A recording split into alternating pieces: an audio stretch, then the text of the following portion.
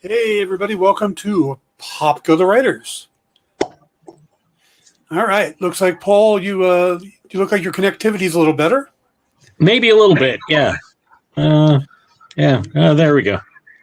Trying to get the Captain America shield into the picture. Yeah. I see that. How are you doing, sir? Not too bad. How about yourself? I'm doing all right. Just finished making dinner. One of the oddest things I make called buffalo chicken mac and cheese. Ooh. Which is very good, very spicy, and surprisingly low on cheese. Why? It is. This is a recipe that has cream cheese and about 2 cups of pepper jack, and that's it. So a block of cream cheese and pepper jack, but it's buffalo sauce, it's tomato sauce, Worcestershire sauce, brown chicken, and just you mix it all together. You cook it up, and then I've got these special noodles that I got. They're custody. It means waterfall. There's these brand new noodles that this guy created recently, and they're fantastic. He's a blogger that designed his own noodles, and they've really caught on. They are just really bizarre, but very cool and very tasty. And made that up tonight, and now my stomach's like, this burn coming in. It's not going to be pleasant leaving. Yeah. Did you forget the buffalo sauce part of the buffalo chicken? And apple cider vinegar and cayenne. So yeah. We I worked in an office one time where Wednesday nights were Fuddruckers Dime Wing Nights. That gives you an idea how long ago it was. Yes. And we would go and we would eat and we would eat and we would eat. And the next day was unpleasant for all of them. That's all I'm saying. I bet. Yeah. Yeah, it's not going to be nice around here either. Yeah. But we're done with the scatological part of the evening. Yes, definitely. So yeah, just made that. Had a nice weekend. I'm currently cataloging my original art collection as I think it's time for me to sell. So I'm sell, and I'm looking through, and it's like, I've got some pieces in here I don't remember how I got. I got like some J. Scott Campbell, some Mark Silvestri, some Eric Larson, Bernie Wrightson. Just, it's like, these are some really nice pages. Got 2 Jim Lees. Wow. So you have much more original art than I do. Yeah. I have about, I want to say, close to 100 pages. Okay. And see, I most of what I've got a couple of pages from projects that I've done, and then mostly con sketches. Yeah. I have a con sketch by Mike Mignola he did of Hellboy, and it's like, do I want to sell that? And the answer is always no, but yes. Yeah. So I'm putting that's what I've been doing today is cataloging that stuff. I've got a friend of mine who's a big collector who I trust will either give me the good prices to put out there for, or make me an offer on the whole lot anyway. Oh, okay. Or a chunk of it. So yeah. I did laundry and saw Ghostbusters. I am not afraid of any ghosts. Did you wear a sheet to Ghostbusters? Like the old.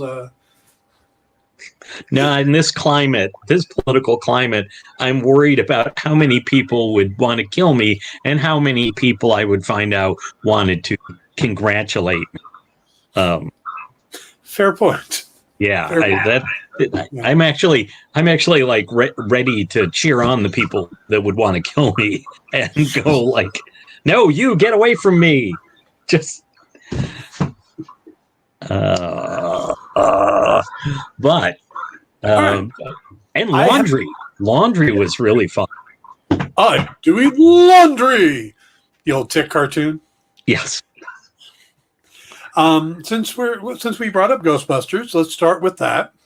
I have not seen it, but I did an entire show on the primer for it, with including talking about some of the behind the scenes stuffs on how the originals got made, how it ended up being that cast and stuff. So Ghostbusters has been on my mind a lot lately. Also, some of the people who had a chance to be in the movie and didn't. You know, how Winston's character was originally going to be Eddie Murphy, but he turned it down to do a little thing called Beverly Hills Cop. You know? Bill Murray's character was actually originally written for John Belushi before he passed. You know? Yeah.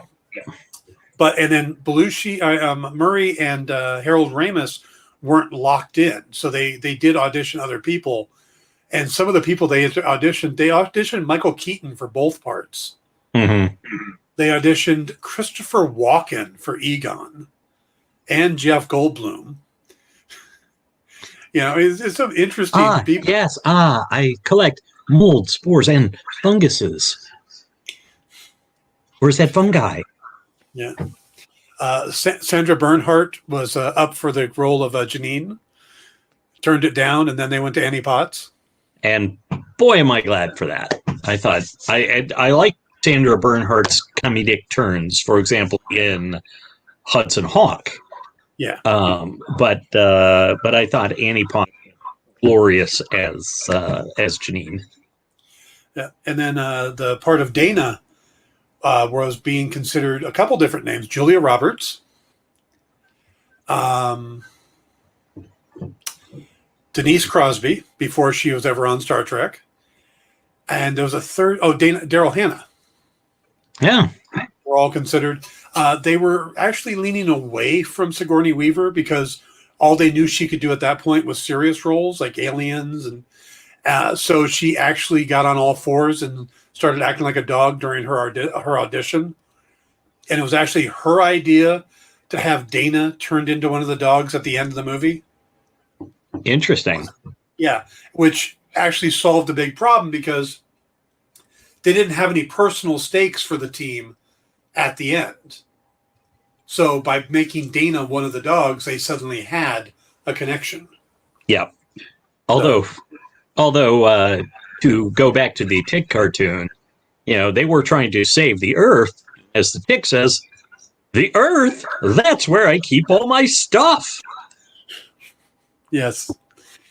The city. Yeah.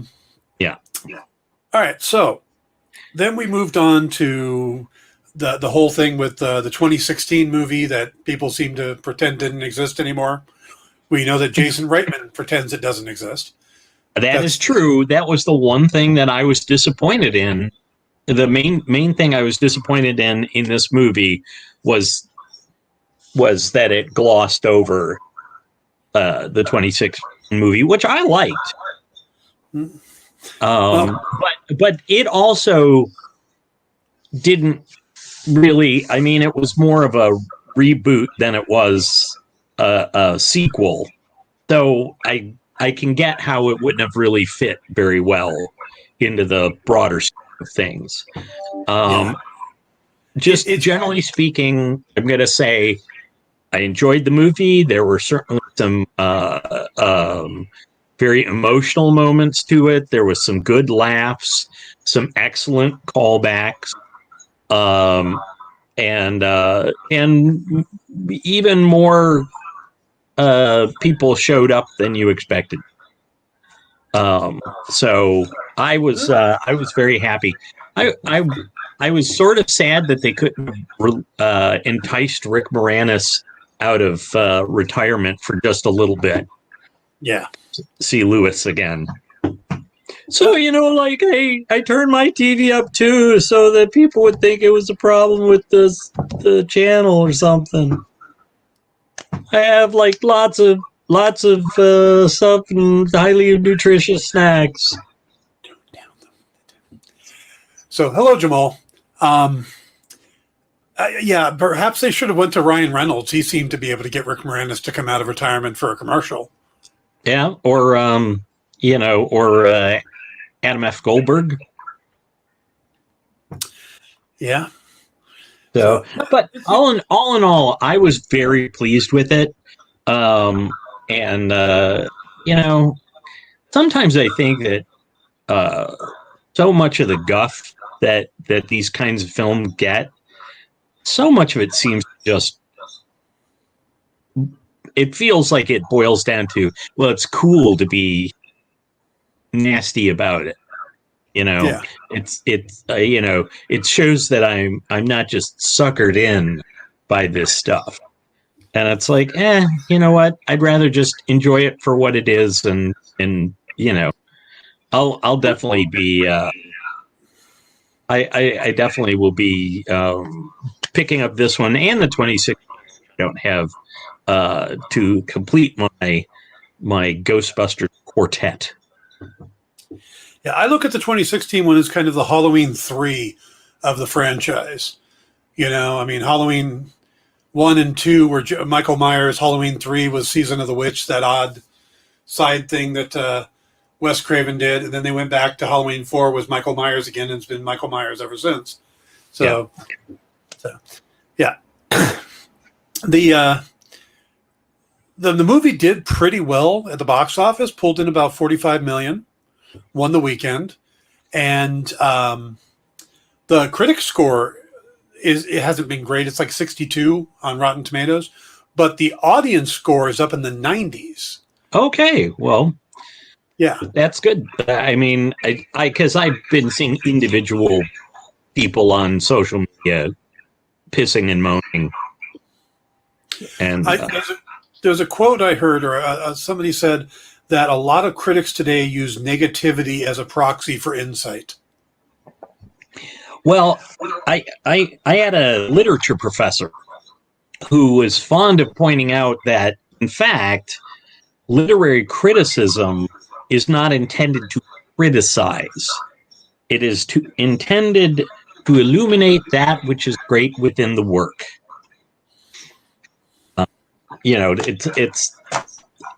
People they hear, oh, it's, I'm a critic, therefore I have to criticize. Yeah. Yep. And I've never been that way, but Jamal says the 2016 version is the poor man's Galaxy Quest parody of Ghostbusters. So he doesn't agree with you on that. He didn't like it as much as you did. So, well, hey, to each their own. I'm not here to convince anybody to like something they didn't like or to not like something they did like.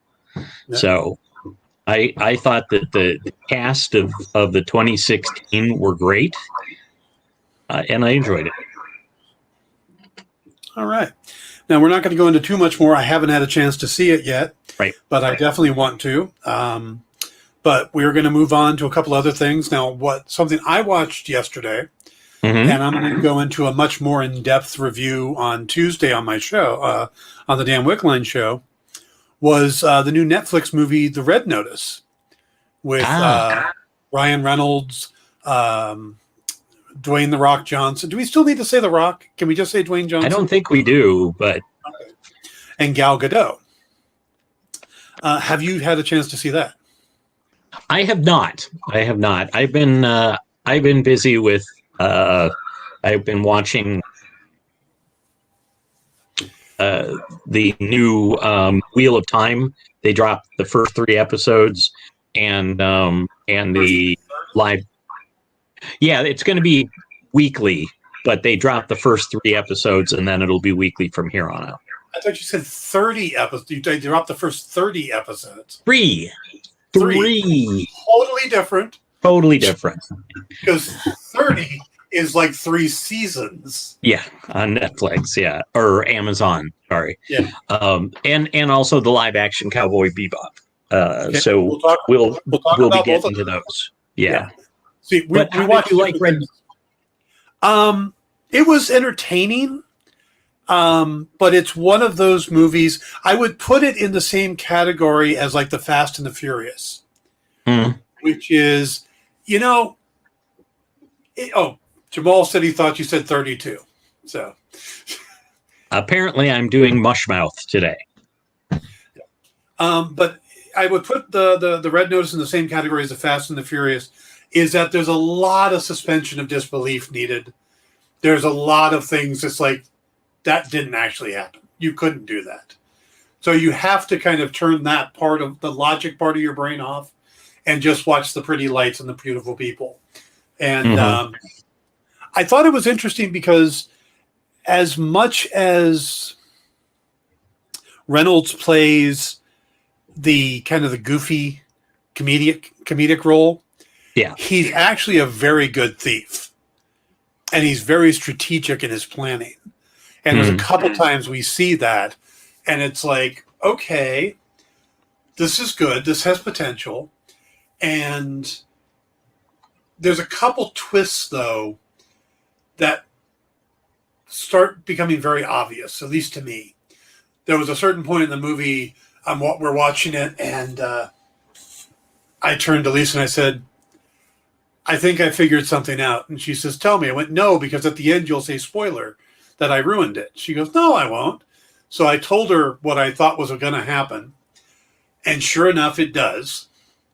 And then she accused me of ruining the movie and saying spoilers. So, you cannot win on that stuff. You get no credit for being right, and you get all sorts of aggravation for actually sharing it, or aggravation for not sharing it. Yeah. Well, so it's a little predictable at points, but again, this is not Shakespeare. This is the big shoot 'em up type. This is basically Netflix version of a Fast and the Furious type movie. It's a heist movie. Gal Gadot is great in it. Ryan Reynolds is great in it. Dwayne "The Rock" Johnson is Dwayne Johnson. I mean, he is exactly what you expect. Though it is interesting that at some points on the screen you're looking at going, wait a minute, isn't that Black Adam, Wonder Woman, and Green Lantern? There was no Green Lantern movie. No, there was. Nope. You're thinking of Deadpool. Nope. Green Lantern. Very clearly. Taika Waititi in it and everything. That was not great. Speaking of Dwayne, nickname Redacted Johnson, did you by any chance see The Jungle Cruise? Not yet. I know it's available now, and I haven't had a chance to watch it yet. Have you? I have, but I don't want to. It's funny. I don't care if I spoil the audience, because they come in with the spoiler warning. But I don't want to spoil you because Would you watch it, or do you recommend me watching it? Oh, that is rough. I felt there were a lot of weak points, but it's brainless fun for the most part. I think the best part was it felt like they were trying to recapture some of the chemistry between Brendan Fraser and Rachel Weisz in Mummy, and they did not. Emily, they had a certain chemistry, but it didn't end up being that like seething romance kind of undercurrent. But I did love Emily Blunt's character. She was very fun. She was one of those kind of like, I don't care what time it is or what people tell me, I'm gonna go and do what the heck I want. So I enjoyed that. Yeah, we had a few options last night when it came time to watch TV. We had the Red Notice, which we watched. We talked about Jungle Cruise. She goes, nope, that's too much Dwayne Johnson in one night. We talked about Cowboy Bebop, and she said that just sounded silly. So I'll have to watch that on one of my own. I couldn't explain it either. I don't know anything about it. Oh, okay. And then we watched some of the World According to Jeff Goldblum, which is always a lot. Yes, yes. If you were any good at the imitations, that would be one thing. But the hand gestures, yeah. Yeah. And then we ended up watching a show called Nailed It, which just have you seen Nailed It? No, but it sounds familiar. Who's in it? What is it? Show. It's a baking show, but it's instead of them bringing in these great bakers, they bring in the really bad ones or the amateur ones, and then they give them the recipe and they show them what it is they're supposed to make, and they're supposed to make it. Not often. No. It is just train wreck after train wreck. And for some reason, one of the contestants in one of the episodes was that guy Jack from 30 Rock, the page. Jack Breyer. Yeah, he was just one of the guests, or not even a guest, but he was one of the contestants. He was baking, and it wasn't a celebrity episode. He just wanted to be on the show. Wow. Yeah, it is literally a train wreck. They're like, look, we've made this amazing cake. What you do is you make multiple cakes, you stack them together, you shape them, you cover it in fondant, you start doing this, this chocolate and stuff. And then what they end up with is like, I'm not sure we can show that on TV. And I was wrong, by the way. It's Jack McBrayer. But that is odd. Jamal says, Nailed It is awfulness good. Yeah, it is. It is just one of those shows that you watch and you're like, oh God, it's like they made this Loch Ness Monster cake. It's like, no, don't do that. That's going to be bad.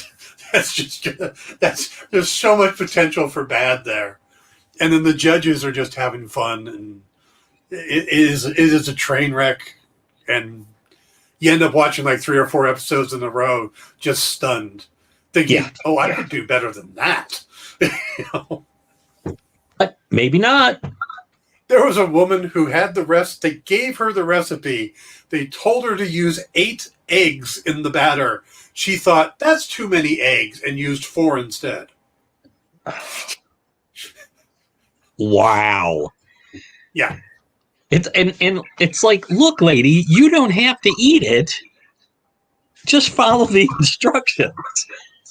Exactly. Like, oh no, I think they'd be like, oh well, put in 3 cups of sugar. Oh, that's too much sugar. I'm watching my weight. You're not eating it. Yes. Yeah, exactly. So if you're looking for just a mindless half hour of watching people do horribly bad at something, Nailed It. And then when they display it, they show a picture of the original, and then they drop the little screen to show what the person made, but they have to say, nailed it! And you're like, no, you didn't!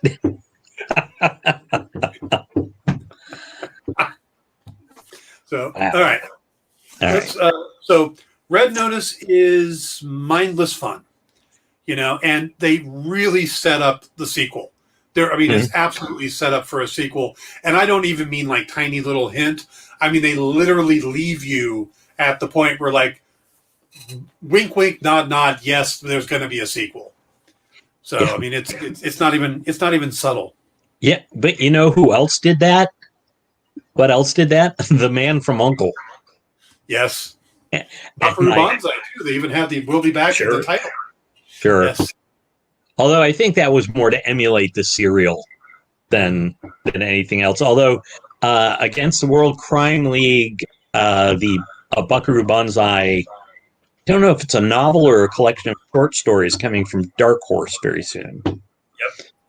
Yep. And then Moonstone did a few stories as well that were written by the original creator of the series. That would be Earl Mac Roush, or Mac as he asked me to call him. Right. So actually, mostly I talked with B. Richter about that. I was doing adaptations when they were doing Moonstone or Buckaroo comics. Mac likes to work in screenplay format, what he knows. So then somebody has to take it and would take it and turn it into a comic format. Yeah, I can see that. Sadly, I don't think any of the stuff I worked on ever saw print for a variety of reasons that don't need detailing it. Yeah, that's quite a mess. The rights on it and everything. So, but you never know with the rights things. I mean, we had that recent situation with Friday the 13th, where the original screenwriter has gotten the rights back to Friday the 13th. Which then becomes this big thing because the franchise is built around Jason Voorhees. But if you think about it, Jason Voorhees never really appears in the first Friday the 13th. No. The killer's his mom. So it's really going to take a while to figure out, well, who exactly got the rights to it? Hey, Game Titan. We are just going through a couple things, and then we are going to talk about the Spider-Man No Way Home trailer in just a minute. We're going to hit up on Cowboy Bebop real quick, and then we're going to go in depth on the Spider-Man No Way Home trailer in just a moment.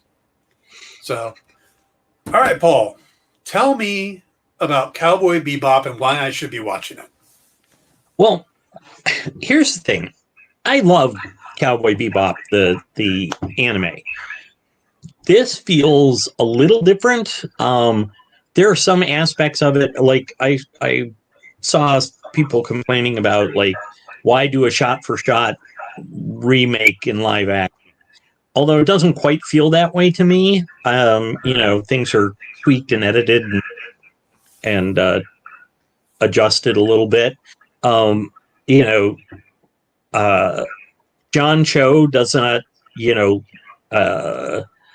he's not exactly the Spike Spiegel from the anime, but he is very, he brings a lot of the insouciance and the oh God, what's the word I'm looking? Just that kind of laconic approach. I think he's worked out a hell of a lot. His fight stuff is pretty good, and the guy that they got for Jet Black is like they managed to make him, and I can't. They managed to make him look almost exactly like the character, except his skin's a few shades darker. He is actually black. But they capture the character essence, I think. Faye Valentine's probably the one that has the most difference.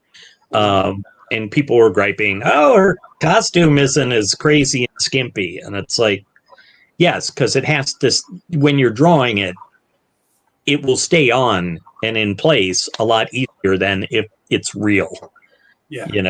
There's a certain amount of, like, you can't staple clothes to people, which is pretty much what you would have to do to make her, well, you can, but it's frowned upon, generally speaking, except in certain situations. And that's not what that again, doesn't need to be explored in depth. But on the whole, I'm really enjoying it. It has a lot of the same feel to it but it doesn't feel like a complete copy to me. Even the storylines that are the same, it still feels a little different. I'm enjoying it. Unless you are like such a hardcore, terribly attached to the original as perfection, then you should be able to watch it. These people are, everybody involved seems to be giving it their best, and yeah, I'm liking it.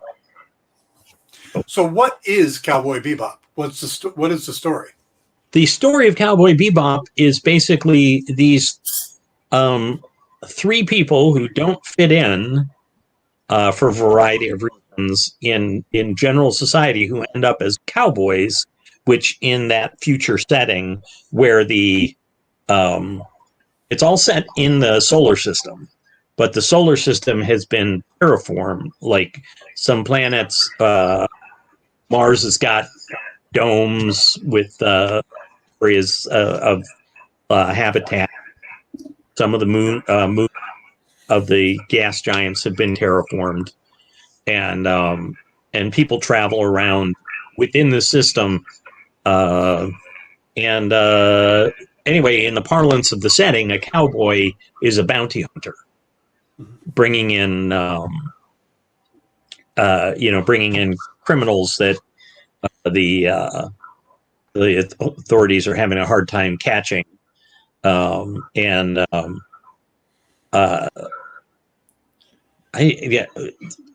Jet Black is an ex-cop. Spike is an ex-crook. And Faye is an ex-popsicle. She was as anime as you can get. Yeah, she was in cryogenic sleep for some sort of disease, when she got out, she couldn't remember her original life, which is an occasional side effect of that process, and she pretty much fell sideways bounty hunting. And then through the sequence of events, they all end up together.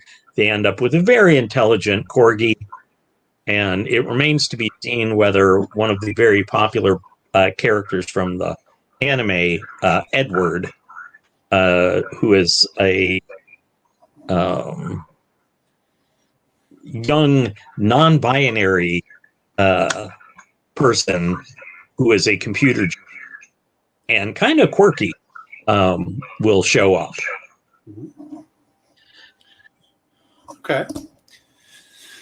Well, I've been thinking about checking it out. I like John Cho, and I believe the actor playing Jet Black is Mustafa. I can't think of his last name. I believe he played in Luke Cage. Shakir, I believe. Mustafa Shakir, yeah. Yeah, he played in the second season of Luke Cage on Netflix. That's true. Yeah. Yeah. Was he? Was he? Was he Copperhead? Yeah. Ah, that's what. No, he was Bushmaster. Sorry, you're right, Bushmaster. Yes. No, Copperhead was Eric. Eric something. Yeah. Yeah. But yeah, the cast is really solid. Especially if you're not attached to the anime, you'll have fun watching it, I think. I do recommend the anime though. It is the artwork is pretty amazing, and I like the setting and this weird combination of kind of jazz and the Wild West. Yeah. Shall we move on to No Way Home? Yeah, let's talk about that trailer. To which Wayne replies, "Way home."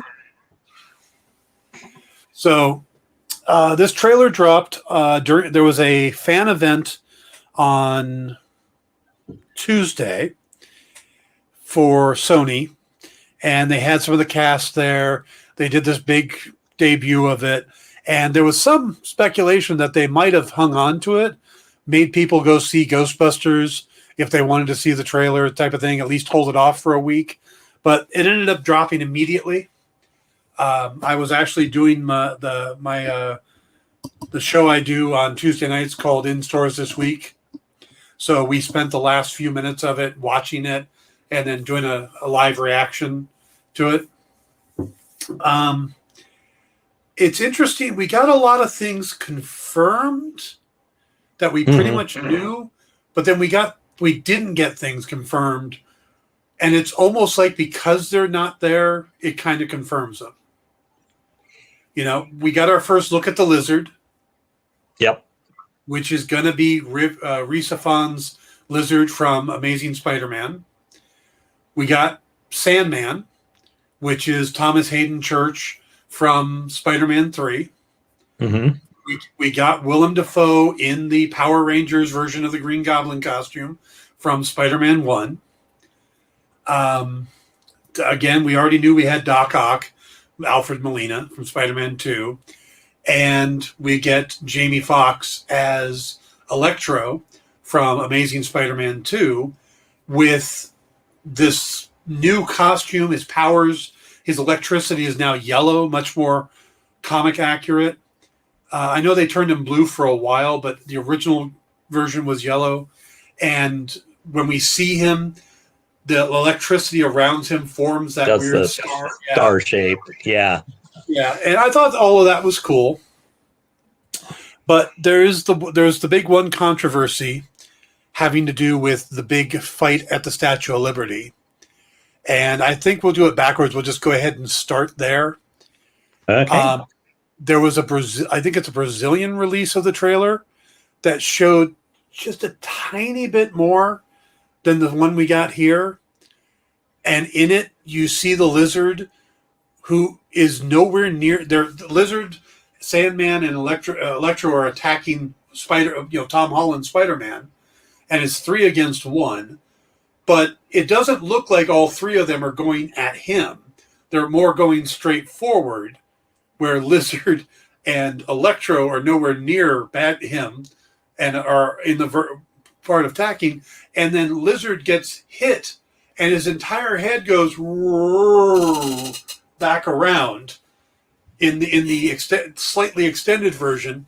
And it's like, okay, he's been hit by something, which means that either they're introducing the Invisible Woman or somebody has been scrubbed out of the scene, digitally removed. And we know that Marvel is not opposed to doing things like that. You mean like where we saw the Hulk in the Infinity War trailer, and then suddenly it was like, wait, it's the Hulkbuster. Yep. Yeah. So those are the type of things we're talking about. Or they use scenes that don't end up in the movie, like with the Eternals. There was a bunch of scenes we saw in the Eternals trailer that never made the movie. So, so you can't take the trailers as the gospel, but there's somebody removed from that scene, at least one person, because something is hitting. I mean, I don't think Spidey launched a giant web this way. I mean, maybe he could have, but it doesn't work that way in the shot. So the fact that we don't see what hits him kind of tell us that something's been scrubbed, and there's a good chance that something is another Spider-Man. Or Daredevil. Maybe they're fighting amongst themselves. True. It could be Doc Ock is helping him out, because he does take that turn. And the other and it is more firmly established that the guy in the black Spider-Man suit is not, just Spider-Man in a different, like that it's not Tom Holland in a stealth suit, something like that. Wait, what? Well, there's the Spider-Man in the black suit, which the first time I saw the teaser, I was like, why is he wearing the black suit? And it never occurred to me that it was supposed to be Venom. It's not. It's not. Are you sure? Everything that I've been told is that supposedly there's a scene we saw in one of the clips that has Spider-Man being hit by paint, and he ends up turning the suit inside out so that he can still wear it, and it's black, and that's what it looks like on the inside, is what the story is.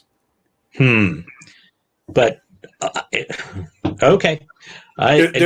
There's no Venom confirmation of anything in this movie so far. Yeah. Okay, because I've been hearing lots and lots of speculation to that end.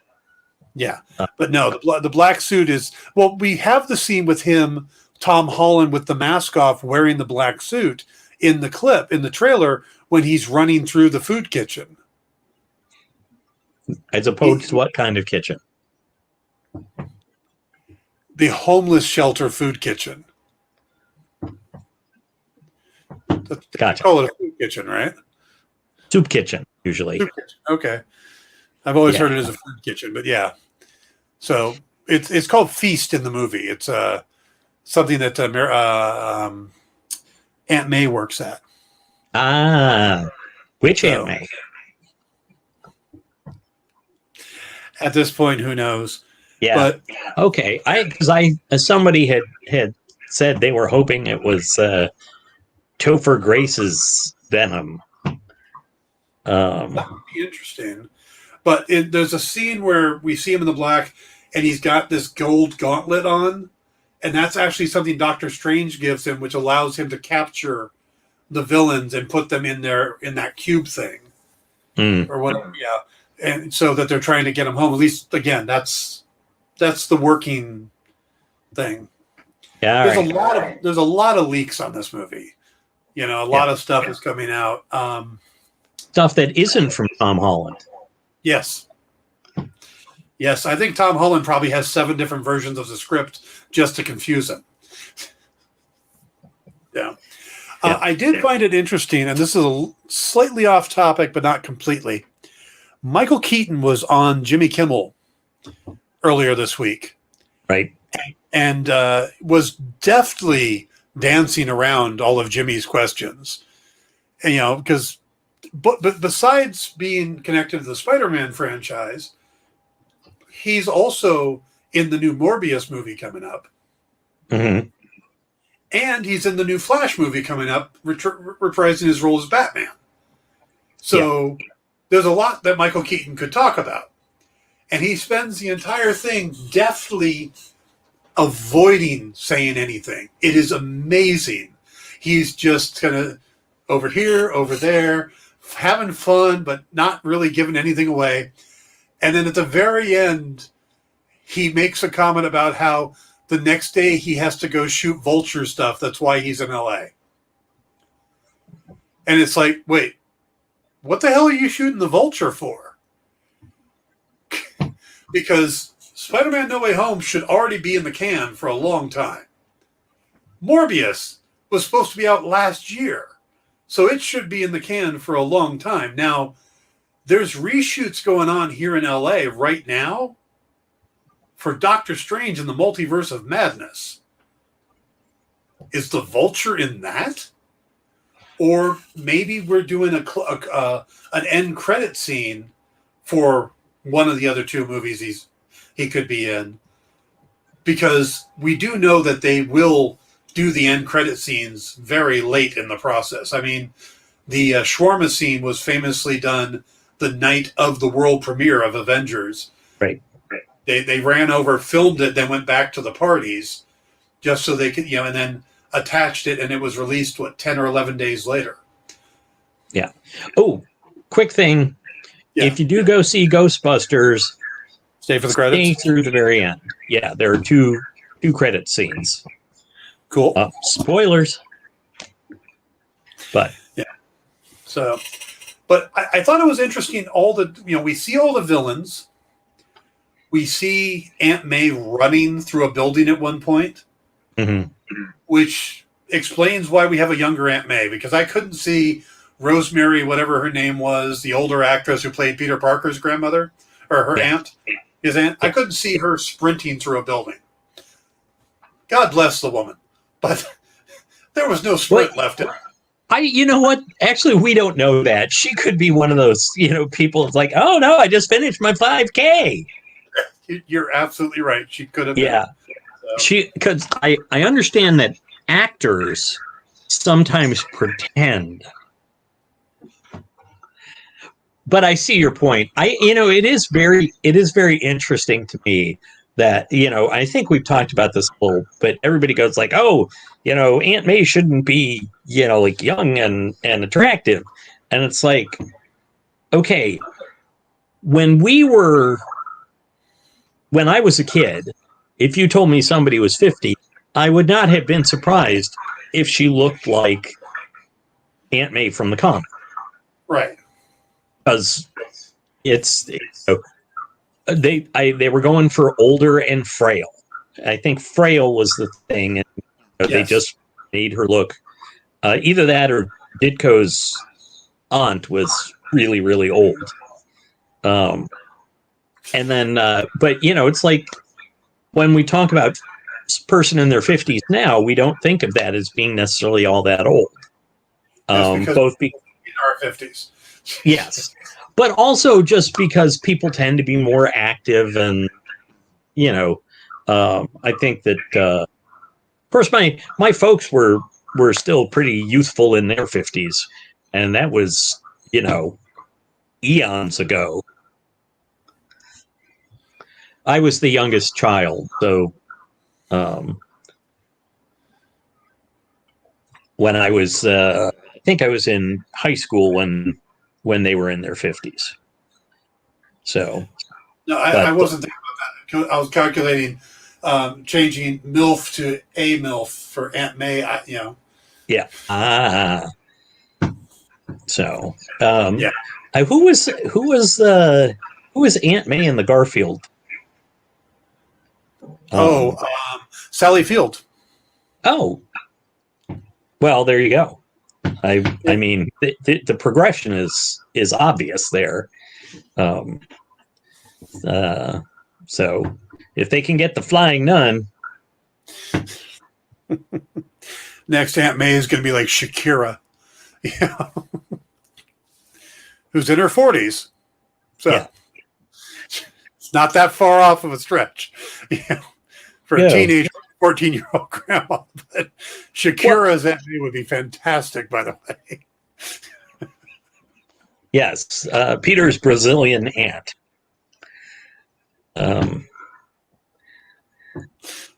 That would hurt some people.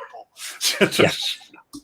Well, I mean, hell, but Marissa Tomei has hurt some people with yeah. I love the fact that they played up on the fact that she's connected to Robert Downey Jr. in a way, and that they play the flirting thing up. It's like, and then she ends up with Happy. Wouldn't you, though? You'd never be happy with Tony? Tony? No. But you could be happy with Happy. But then Happy doesn't end up. Happy ends up with Pepper in the comics. See, but they decided. So really, it played out the same, except that Aunt May plays Pepper. I really, actually, is one of my biggest gripes about MCU Sony connection is I don't like that Spider-Man kind of like Iron Man's apprentice. I can deal with it, but I don't like that idea of where he kind of sidekick, you might say, because like when Stark tells him to stand down in Civil War, you don't tell Spider-Man to stand down. He's Spider-Man. He'll stand down when he's good and ready. But he's still a 15-year-old kid. He was a 15-year-old kid in the comics. But nobody knew he was a 15-year-old kid in the comics. Well, again, that's part of the flaw of making... I look at it in the same way as a modern-day take on Batman and Robin. Why the movies tend to stay away from Robin is because putting a kid in danger is not a very heroic thing. So, but that's the thing. Spider-Man put himself in. We have all sorts of media where kids or teens go out and do stuff it's if you're making a 35-year-old go or a 30-year-old go, hey, 15-year-old, let's go fight crime. I can see how people have a problem. But a 15-year-old on his own doing it, then I feel like that's okay. And a 15-year-old, yeah, and a 30-year-old with the 10-year-old or whatever it is, because Robin was much younger than we think. He was, I always thought of him as about 12. But yeah. 12 or 13. But we've got in the MCU, we got a different dynamic. We've got a 15-year-old kid that Tony Stark knows is 15, and at this point, Tony is in his 40s or 50s.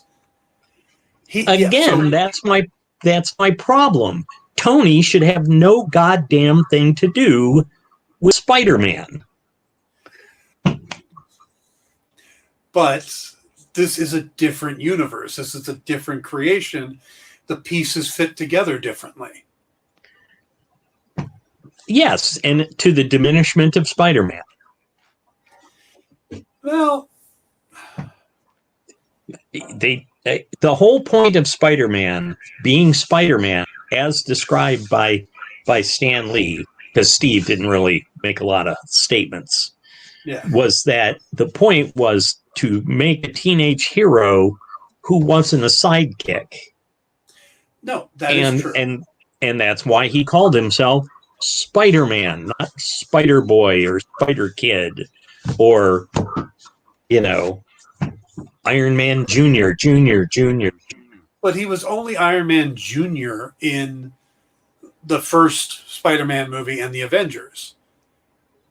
Iron Man was gone in the second one. The second one, he was still using a suit bequeathed to him by Iron Man. Yeah. Which, that is true.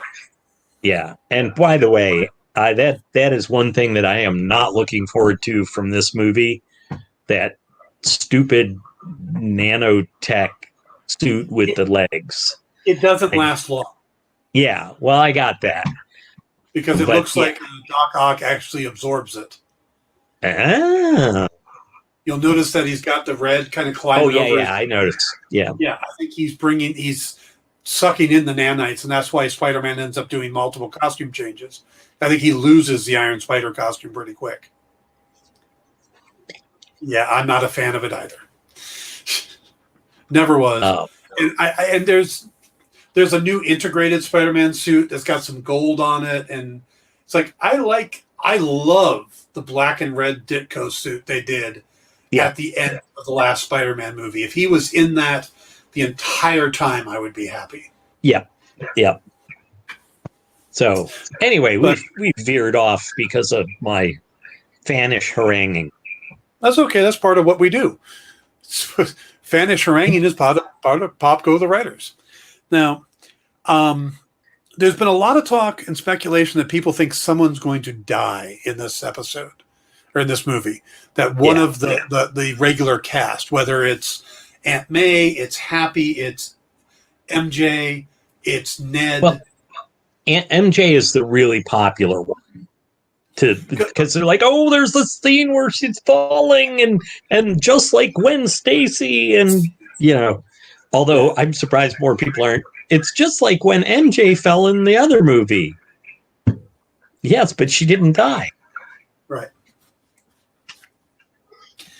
Yep. See, I've also heard people speculate that maybe Andrew Garfield's Spider-Man will save her as kind of a redemption for what happened. Okay. Yeah. I don't know. That is getting to be as tiresome as Batman's parents dying. Yeah, it's like, oh, yeah, some girlfriend of Spider-Man falls off a bridge. Yep. Yeah. Well, you heard that they've announced a Spider-Man animated series that is going to do the year before we see in Homecoming, his freshman year, which means we're probably going to see the death of Uncle Ben. Because obviously we haven't seen that enough. Yeah. Well, what I'm dreading is is the awful costume that I'm running around in. Yeah. Yep. Uh, I have a feeling there's some big surprises still in this movie that that we haven't seen yet. You know, I mean, they're opening up the multiverse. There's the scene at the end with all the purple streaks in the sky and Benedict Cumberbatch saying, you know, they're coming through and I can't stop them. And he's very dramatic in his American accent, which I find interesting. Because normally when an actor gets into the really dramatic moments, that's when their accents start to slip. But no, his becomes more solid. Just boom, right on. But I don't think he should have turned to the camera though and went, acting. Yes. Though it is interesting. I love it suing him, I'm pretty sure. Yeah. The fact that he doesn't say any of that stuff on screen. So it could just be hobbled together dialogue from different parts of the movie. Again, you can't trust a trailer. No. You know, I mean, again, we thought the Hulk was going to be battling in Wakanda in Infinity War. So, what was so they're opening the door there, so they could bring in the two Spider-Men from previous movies, and they could bring in Venom at that point. They could bring in just about anybody. You know, they could bring in Miles Morales at that point if they wanted to. Sure. You know, I mean, we've got the whole Spider-Man Into the Spider-Verse movie. We could have Spider-Gwen or Silk. I mean, all these characters are suddenly a possibility. But I think the real interesting thing is going to be when this is all said and done, what's the world going to look like? What is the state of the MCU at the end of this movie? Will he have closed the door, or is it wide open and that's what Multiverse of Madness is going to be? See, I'm wondering about that, whether it'll be like a direct lead in to Multiverse of Madness. Yeah. And then you've also got to keep in mind that somewhere in between that is Morbius. And yeah, Morbius is a Sony movie, but it's got Spider-Man references in it, and it's got Michael Keaton as Vulture. So where is Morbius? Because he also refers to Venom. Yeah. Well, but maybe it's earlier in the because maybe it happened, you know, a year before Spider-Man No Way Home, because it was supposed to take place a year before Spider-Man No Way Home. Could be. It could be what they're quickly reshooting with Michael Keaton is to explain the differences. Yeah. That could be it too. But I kind of like the Morbius trailer. I'm kind of looking forward to it. I have not seen much about it. I quite honestly, I have a strong dislike for Jared Leto, and none of the stuff I hear about him personally makes me any more excited. So, yeah. I am not a huge Jared Leto fan. Morbius. His portrayal of the Joker didn't really work for me, but I kind of like what Morbius looks. You know, the look on Morbius, the feel of the movie, and plus it's Matt Smith as the bad guy. Though we only see about 2 seconds of him in the trailer. Yeah. They're keeping him as hidden as possible. So, but all right. So, did you take any Vampires are cool? Do you ever watch Seth Meyers? Yeah. Him talking about impersonation camp? Impression camp, yes, indeed. Yeah. We've shared many a camp at impression. Yeah. Anyway, we're going Go on. Was there anything about the Spider-Man trailer that jumped out at you? I to be honest, it's weirdly, even though all I've seen is the trailer or the teaser before this, it still felt just like all familiar to me, which I thought was a little weird since they threw in a bunch of new stuff, but it's just sort of all more or less what I expect.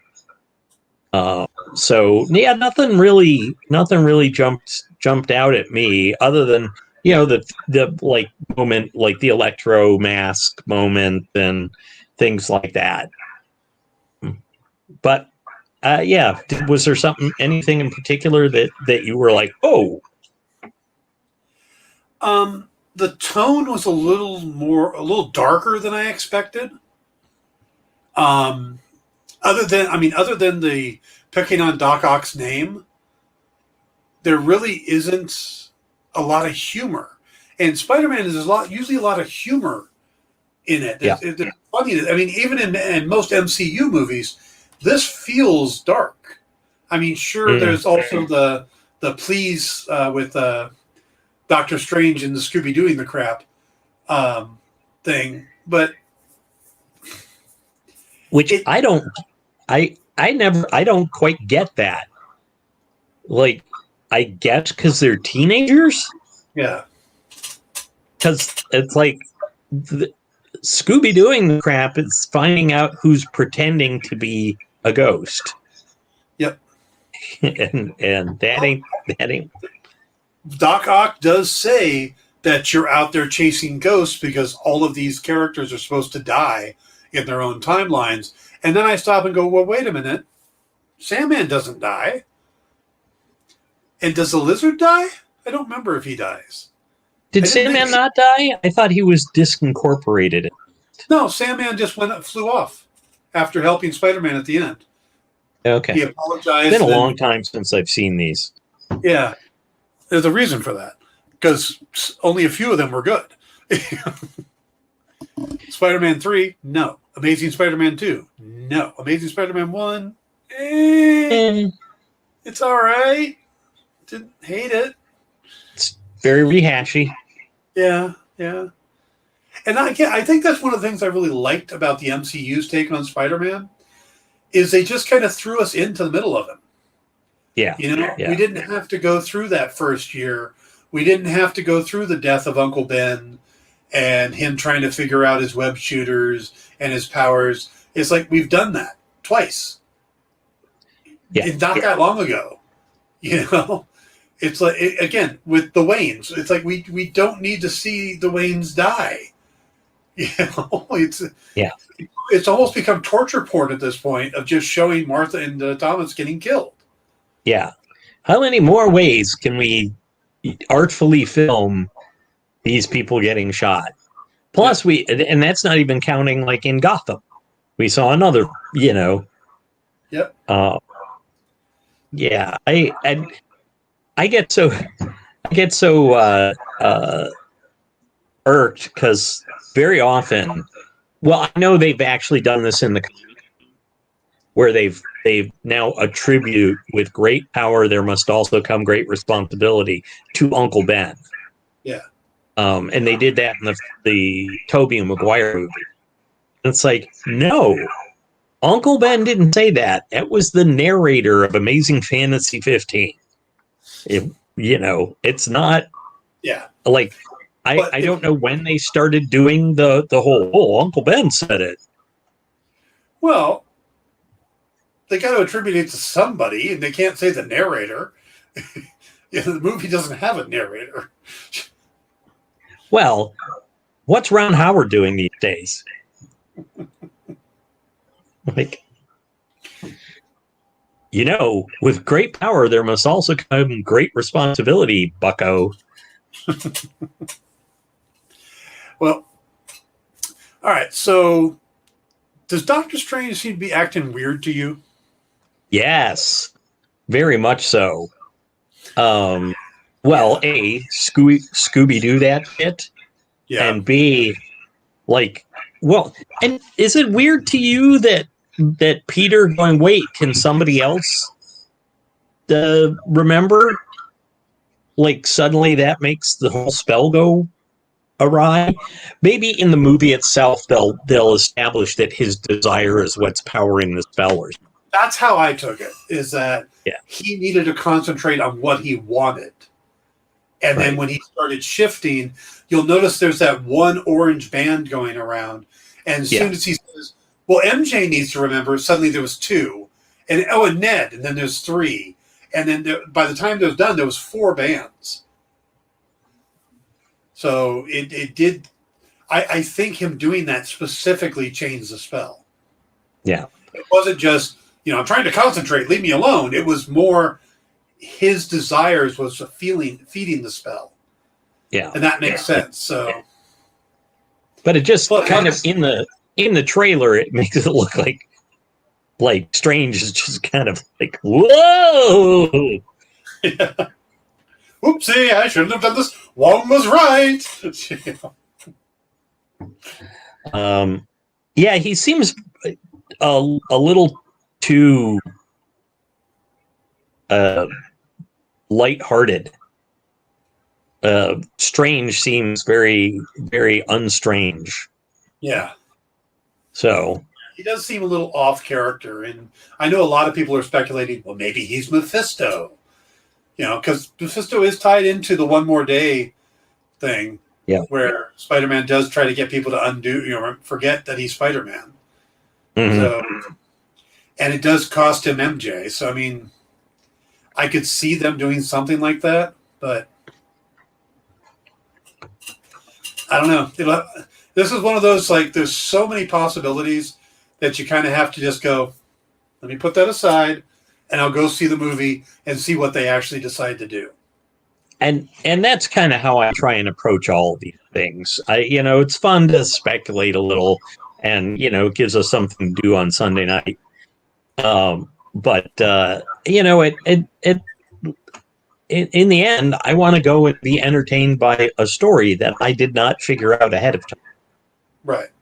Now, there is a spoiler thing I'm going to talk about. Let me put this up. And I don't know if I brought this up with you last week, but there were 2 images that got leaked. And normally I don't talk about leaked images. But these 2 were kind of special because they went to a YouTube guy who isn't an insider. Yeah. Somebody sent it to him. He assumed they were fake, but posted them because he thought they were going to, they'd get a lot of hits. And hits are what makes us, what we live off of. So he put his watermark on them. Don't know why he decided to do that. And he posted them. Within minutes, he got contacted by somebody going, dude, those are real. You should take them down. So he immediately did. And next thing you know, Sony's on the phone with him going, where did you get those? Why do you have them? Why did you put your watermark on them? And according to him, these are just 2 of 4 photos that was sent to him. And the other 2 were the more juicy of the photos. The 2 that he put up, one was a photo of Tom Holland with his mask off, standing next to Tobey Maguire in the costume with the mask off, and Andrew Garfield with the mask off. And they're all standing on what looks to be the torch of the the Statue of Liberty. And we know that's where the big fight scene's going to come from. So, but if you looked closely, there were some things in it that made it look like the photos might be faked. So that's why he didn't believe it. The second photo is the one that's more interesting to me, is that it's inside the apartment, Aunt May's apartment. And there's a bookshelf that we see in the trailer from a different angle. And it's the kitchen table, and sitting around the table are Tom Holland, Marissa Tomei, Jon Favreau, and Charlie Cox. Yeah. And Charlie looks like I mean, he's got the dark glasses on. He's Matt Murdock, but his hair is different. He's got a little more receding hairline than he did in the Netflix series. So it's obvious this isn't just an image they plucked from the Netflix series and dropped in. Mm-hmm. So, and those are the two photos that Sony immediately called this guy, and it's like, where did you get it? We want to know, da-da-da. So,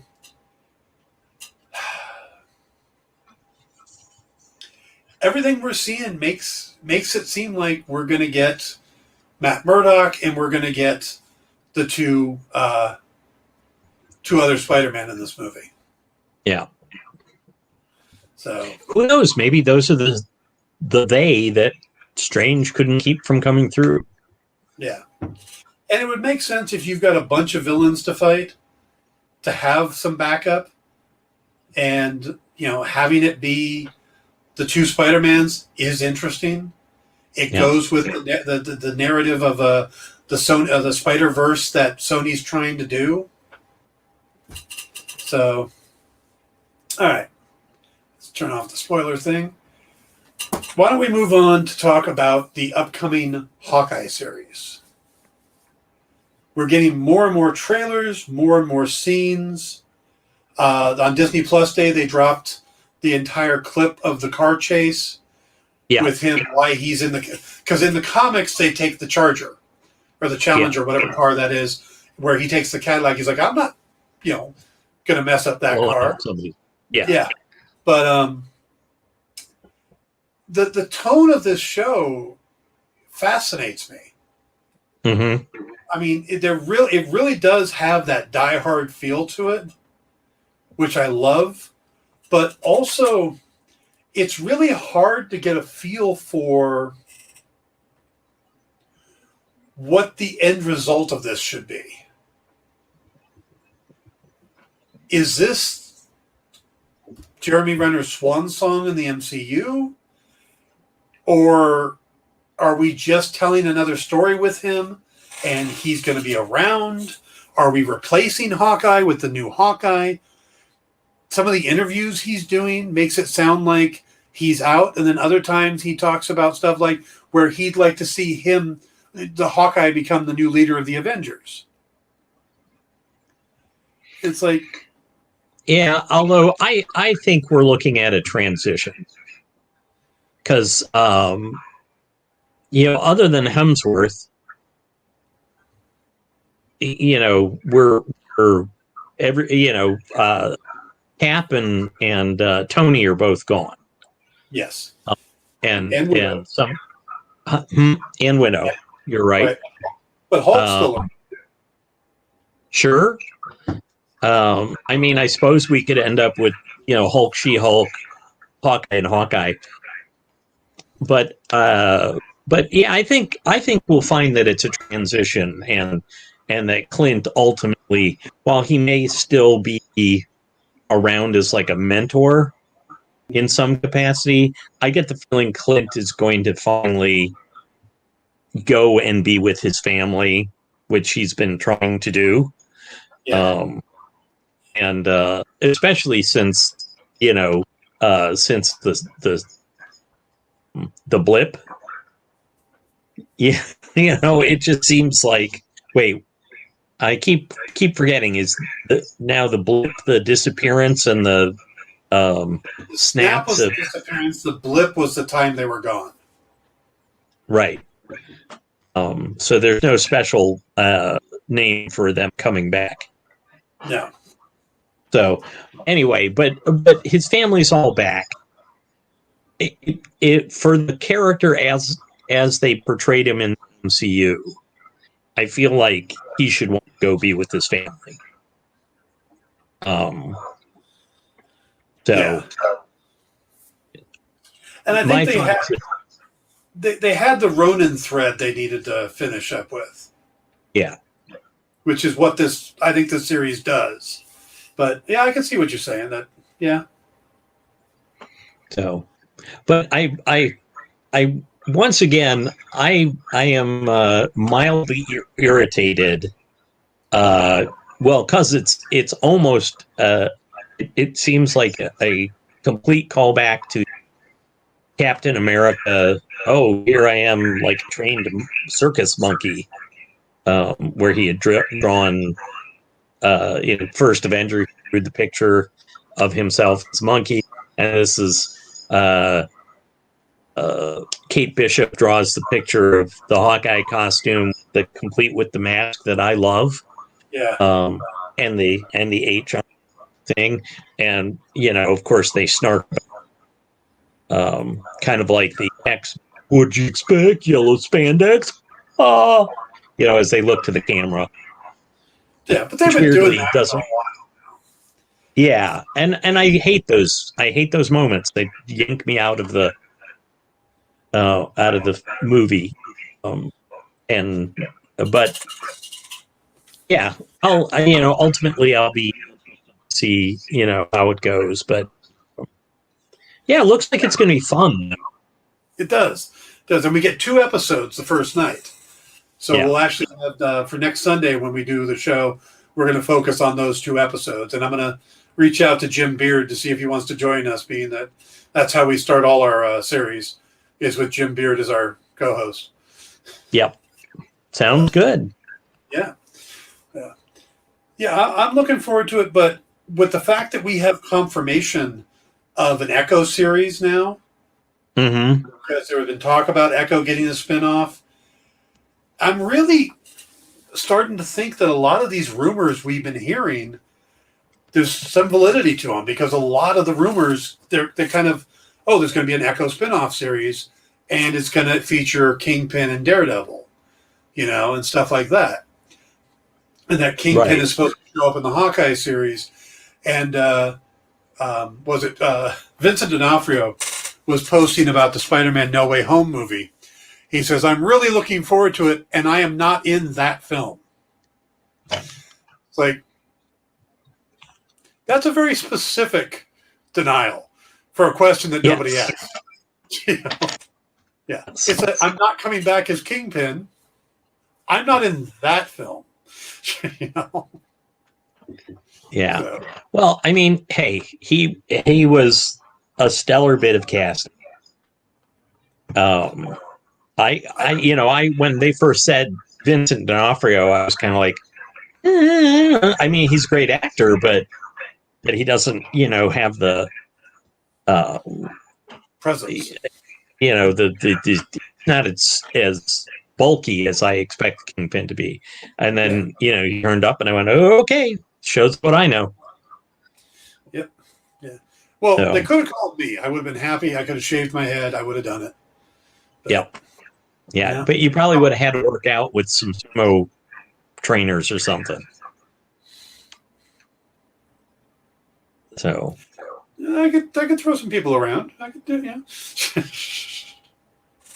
So, any other pop culture news that we didn't? Because there was a few things. Was there another show you were talking about? The Wheel of Time. The Wheel of Time, which I to be honest with you, because I've been kind of like on the fence about this. I think I read through 3 of the Wheel of Time books, mostly because a woman I wanted to date would love those books. And I got through 3, and when it became apparent we were not going to continue dating, I was like, oh, thank God I don't have to keep books. I just, I found them less than riveting. I've been, I watched the first 3 episodes of the show. Effects are pretty awesome. They have these things called Trollocs, that it's like somebody mixed a werewolf, a minotaur, and a minotaur kind of thing, and they're pretty awful and gross and terrifying, and they did a really nice job with it. The effects are good. Cast seems to be good. The pace seems to be pretty solid. One of the things that I got tired with Game of Thrones, been during the good seasons, was like the Monty Python and the Holy Grail.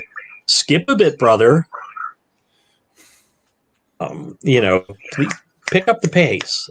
I really need, don't well, of course, people talked about that with some of the Marvel series on Netflix. It's like, you don't need to stretch it out. Either put more story in it or shorten it. Yeah.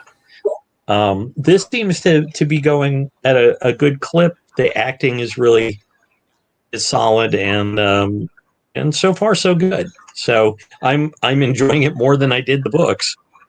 Nice. I have a few friends who've read the books, who basically they're dedicated to the books. Yeah. When I said, should I read them? They said no. Because I guess they tail off at a certain point, and then Robert Jordan dies. Right. And Brandon Sanderson comes in and finishes the series. And I'm a fan of Brandon Sanderson's writing. Right. His Mistborn series is one of my favorites.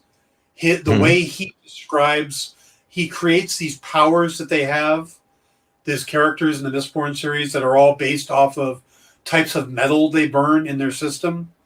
And it's fascinating. It's like a new way to tell superhero stories, but set in the past. And then he jumps ahead and does a Western version of it, or kind of a turn of the century version. And I really enjoy those books. That said, for some, and I know the same person who's a big Wheel of Time fan is a huge Brandon Sanderson fan. And again, she's telling me, don't read them. They're frustrating. It's like, oh, okay. So I don't know how I feel about, and I know that they've been trying to get this series done a few times. At one point, they filmed the most low-budget pilot episode you could ever do, and they threw it on a Fox network at like 1 a.m. just to say it aired to try to hang on to the rights. Mm-hmm. And I was up and caught it and watched it. I'm like, wow, this is bad. And I'm trying to figure out what the hell is done. And then I hear the story of what it was all about. I think Eric Roberts was in it. That's how bad it was. They got Eric Roberts. Really? I don't know how I missed that. Yeah, it was just out of the blue, popped up late at night. I did a story about it on Bleeding Cool, because I'm like, you won't believe the weird thing I saw late at night last night, So, but yeah, they've been trying to get this thing made for a long time. The rights are all over the place, so I'm curious about it. I don't know how I feel about the main actress, Rosamund Pike. I think she's a very good actress, but she seems to be the same character in everything I've seen her in. Just very intense, very high-strung, and very gruff. And that's how she appeared to me in Gone Girl, I think it was, the Ben Affleck one. Where and then that is Gone Girl, but I didn't see it. So and also how she came across in the James Bond movie she was in. And the other times I've seen her, it's like, can I get you in like a romantic comedy? Just do you see Jack Reacher? Yes. You thought she was? I mean, she was certainly standoffish to begin with. Yeah. I forgot she was in Jack Reacher. But I think part of it is like when an actor shows that they can do a certain thing. That's sometimes. That's like, hey, we need a Rosamund Pike type. Well, why don't we get her? She definitely has that sort of feel to her in this. But I'm liking it. Got dark hair though, so she's got range. Okay, good. Or a dye job. Exactly. I'm probably going to give it a shot, just like I want to give Cowboy Bebop a shot. But you mentioned Jack Reacher. There's a new Jack Reacher series coming out. I do know that.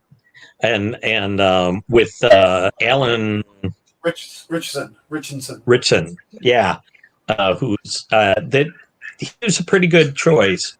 Actually, interesting. My choice for the new Reacher, which I haven't seen him in a lot of serious roles, but was Jeff Stoltz from. He was in the comedy Enlisted. Yes. And he was the star of The Finder. Mm-hmm. But it's interesting to me because he's got a part in Cowboy Bebop as Jet Black's old partner, who is now canoodling with Jet Black's ex-wife. Uh-huh. So he is playing a little more of a scumbaggy guy. Yeah. But he's a real big, lean, muscly, lean guy. And that's the one thing that bothered me about the Cruise movies. They were very entertaining, but so the whole thing with Reacher is guys hesitate before they approach him because he's massive. Yes. They don't go like, it's sort of like if Michael Clark Duncan, may rest in peace, if he's standing in front of you, you're going to be going like, I don't know that I'm going to mess with this guy. I know I've got 6 guys with me. Still not sure I'm going to mess with this guy. And with Cruise... Kevin Prevost, the same thing. Yes. I wish he was... I don't see him in a lot of acting roles these days. I would like to see him in an acting role.